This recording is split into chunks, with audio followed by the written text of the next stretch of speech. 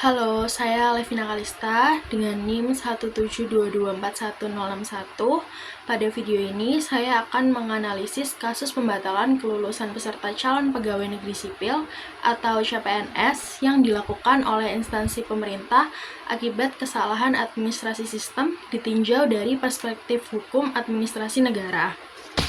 Dalam kasus ini, seseorang peserta CPNS telah dinyatakan lulus seleksi akhir dan diumumkan secara resmi oleh instansi pemerintah. Namun, setelah pengumuman tersebut, instansi menerbitkan keputusan pembatalan kelulusan dengan alasan adanya kesalahan administrasi atau kesalahan sistem. Keputusan ini berdampak langsung pada hak peserta yang telah memperoleh legitimasi sebagai CPNS. Objek KTUN pertama, surat keputusan pembatalan kelulusan CPNS bersifat tertulis, konkret, individual, final, dan menimbulkan akibat hukum. Pejabat berwenang yang pertama, pejabat pembina kepegawaian atau PPK. Dasar kewenangan, atribusi dan delegasi dari peraturan perundang-undangan kepegawaian. Dengan demikian, keputusan pembatalan tersebut memenuhi unsur keputusan tata usaha negara sebagaimana dimaksud dalam UU PTUN.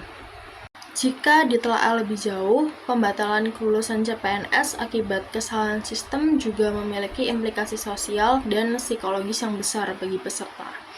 Peserta CPNS yang telah dinyatakan lulus umumnya telah mengundurkan diri dari pekerjaan sebelumnya, menyiapkan dokumen administrasi lanjutan, dan menyesuaikan rencana hidup berdasarkan keputusan pemerintah.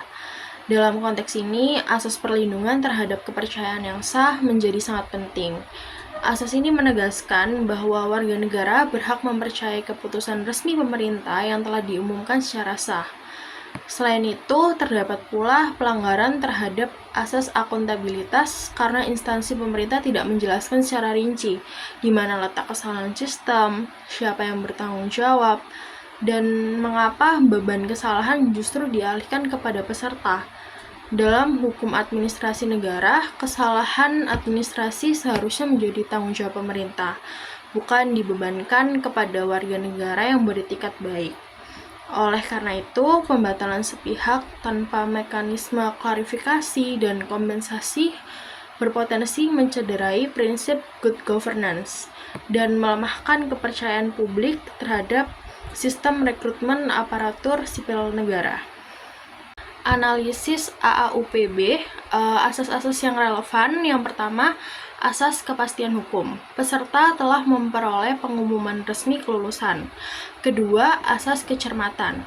Kesalahan sistem mencerminkan kelalaian administrasi pemerintah. Ketiga, asas perlindungan terhadap kepercayaan yang sah.